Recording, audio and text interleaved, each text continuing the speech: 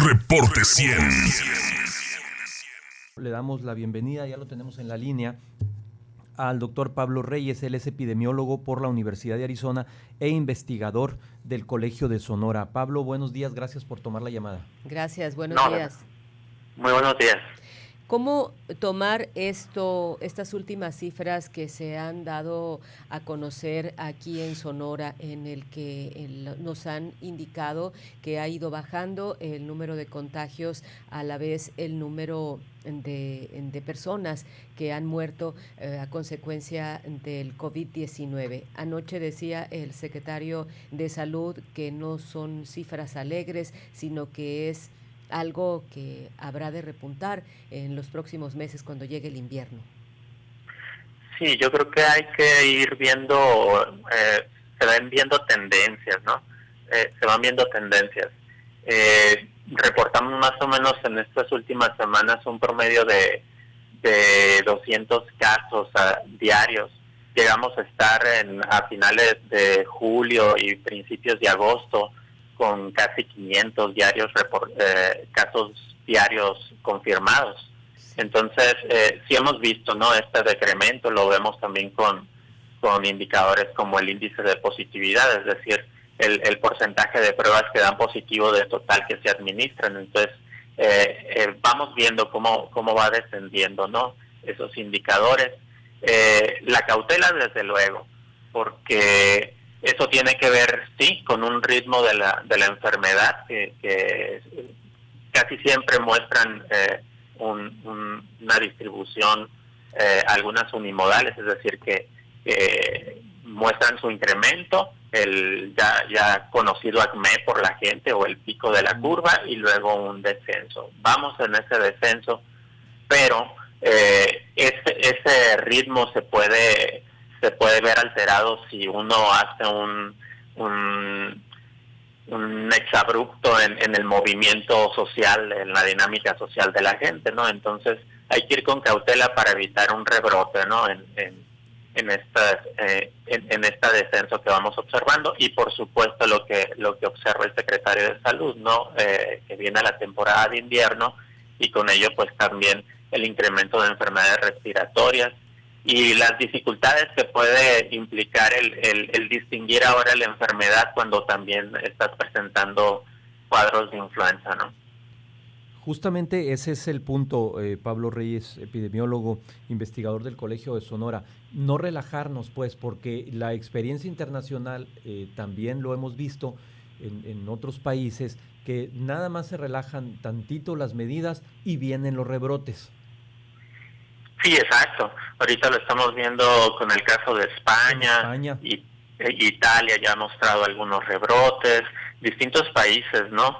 Incluso Nueva Zelanda, que era como un ejemplo para todos los países, ya ha tenido sus casos detectados. Entonces, es un asunto de estar atentos todos, ¿no? Porque el rebrote siempre puede estar ahí inminente.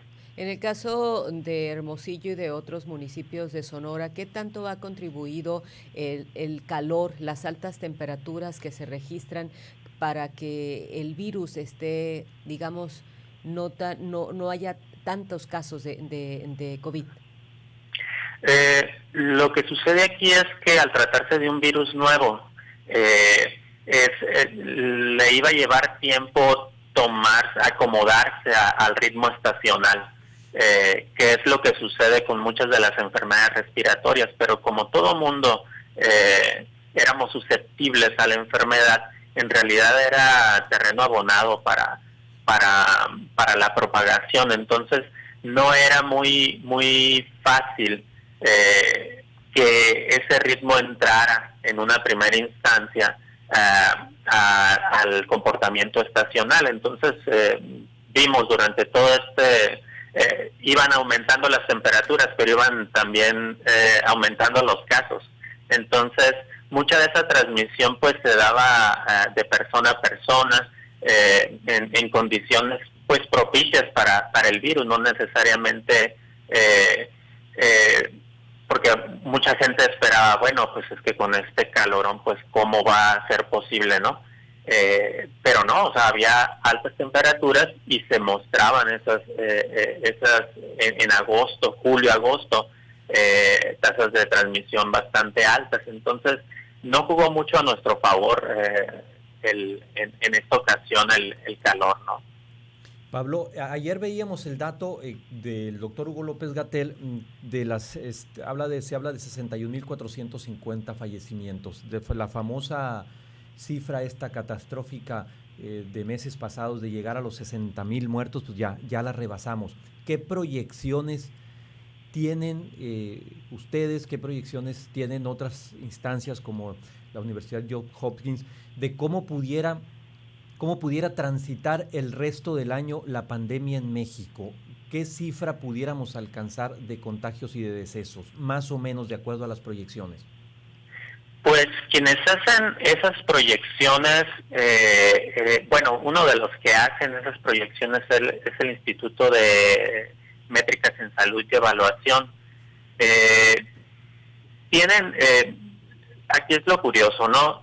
Que tienen proyecciones si las condiciones se mantuvieran como están, esperando este cambio en la temporada invernal, pero también hacen una distinción entre si se usa, por ejemplo, si se incorpora como parte de la estrategia por parte de la población el uso del cubrebocas, por ejemplo, que eso podría hacer una diferencia en el número de casos, de contagios esperados. Entonces, todo depende de cómo se asuma el regresar a las actividades en términos generales como población, de cómo nos reactivamos, cómo vamos incorporándonos a la actividad y también cómo las personas asumen esa reincorporación, es decir, todas esas conductas individuales que pueden contribuir a reducir el contagio. Entre ellas, pues el mantener el distanciamiento en la medida de lo posible, el uso del cubrebocas, y eso puede contribuir a reducir la transmisión. Entonces son un tanto variables esas estimaciones, ¿no? Okay. Es decir, la recomendación es que sigamos hasta como muchos lo habrán hecho, otros quizás no tanto, manteniendo distancia de las personas, utilizando el cubreboca, evitando aglomeraciones, porque vemos, por ejemplo, hay un riesgo en las personas que acuden a las playas. Hemos visto cómo Bahía de Quino estuvo este fin de semana con muchísima gente reunida. ¿Tiene algún riesgo estar al aire libre en circunstancias como esta, en una playa, y no utilizar cubreboca? Sobre todo si se está a proximidad con las personas. O sea, entre más convoquemos a un espacio público a personas y ese espacio público se va reduciendo cada vez más, es decir, que la proximidad se va reduciendo, pues vamos incrementando la probabilidad, ¿no?, de contagio. Entonces, si vemos arrebatadas las playas y esa distancia no se preserva, desde luego que vamos aumentando el riesgo, ¿no? Una de las ventajas del espacio abierto, pues es que dificulta la propagación, y por eso, dadas ciertas condiciones, pues se va invitando a la gente a hacer ejercicio, a ocupar los parques en cierta medida, empezarse a activar.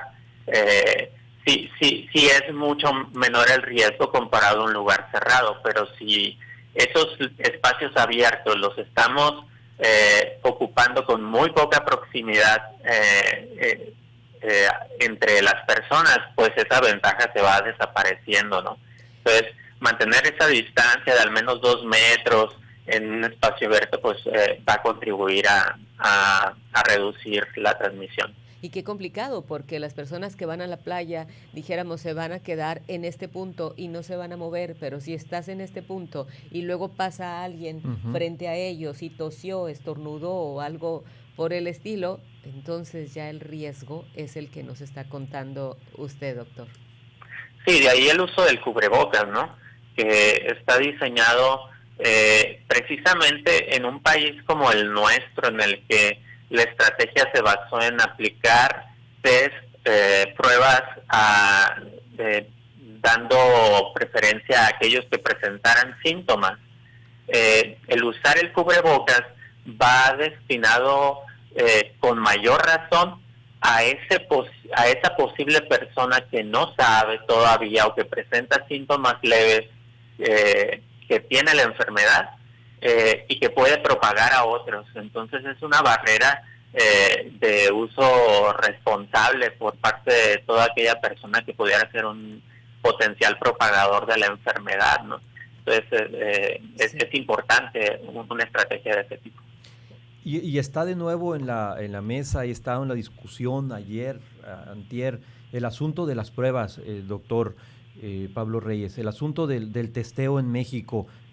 ¿Por qué somos de los países que menos pruebas estamos realizando por millón de habitantes, según la OMS?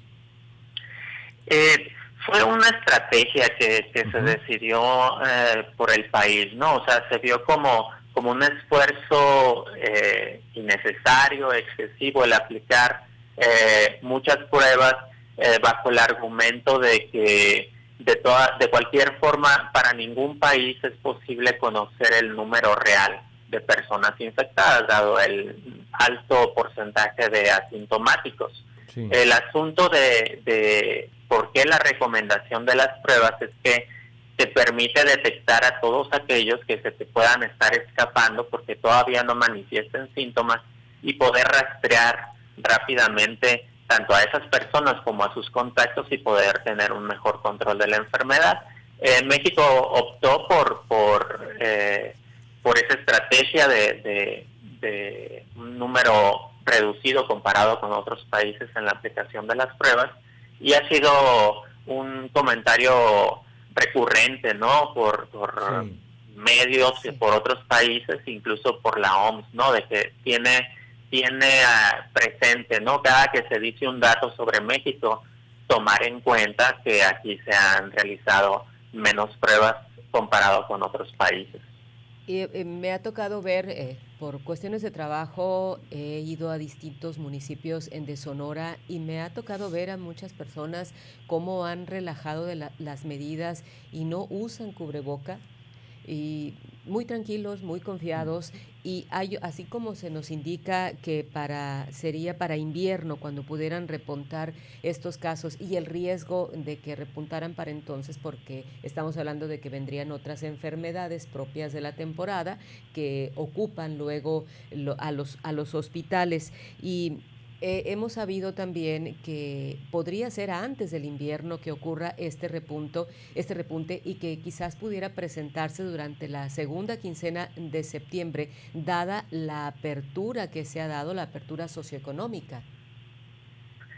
Sí, ese es un riesgo presente, ¿no? Que conforme vayamos incorporándonos a nuestras actividades, aumentemos también la probabilidad de transmisión, el riesgo de transmisión.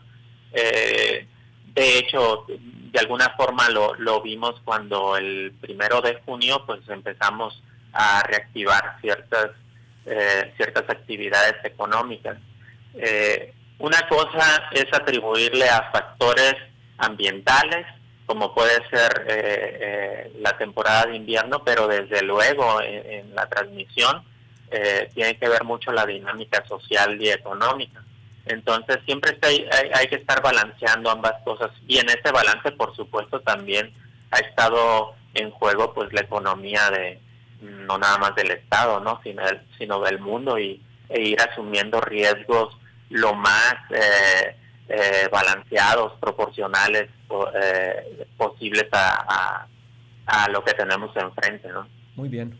Doctor Pablo Reyes, epidemiólogo, investigador del Colegio de Sonora, muchas gracias siempre por su colaboración con Reporte 100 y por ponerle un poco de luz a la información de los datos más recientes del coronavirus en Sonora y en México.